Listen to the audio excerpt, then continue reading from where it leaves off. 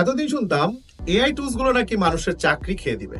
এখন তো দেখতেছি এআই টুলস গুলো নিজেদের মধ্যেই মারামারি লেগে গেছে।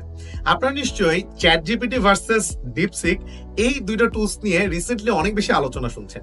দেখা যাক এদের মধ্যে আসলে কোনটা বেটার। চ্যাট জিপিটি তার এই ডেটাগুলোকে ট্রেন করার জন্য প্রায় খরচ করেছে $100 মিলিয়ন, যেখানে ডিপসিক খরচ করেছে মাত্র $5.6 মিলিয়ন। শুধু তাই না, চ্যাট জিপিটিতে যে চিপগুলো ব্যবহার করা হয় সেগুলোর প্রাইসিং $40,000 আশেপাশে, যেখানে ডিপসিক খুবই সস্তা মানের চিপ ব্যবহার করেছে। এবং পরিবেশগতভাবেও বলা যায় যে ডিপসিক কিছুটা এগিয়ে। কিভাবে? চ্যাট জিপিটিতে 100 শব্দকে প্রসেসিং করতে খরচ হয় প্রায় 990 মিলিলিটার অফ ওয়াটার, যেখানে কিনা ডিপসিকের 97% লেস কম্পিউটিং পাওয়ার নিয়ে থাকে।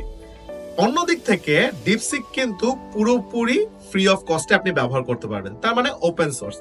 আর অন্যদিকে চ্যাট জিপিটি কিন্তু প্রিমিয়াম ভার্সন আছে, যেটা আপনাকে পারচেজ করে ব্যবহার করতে হবে।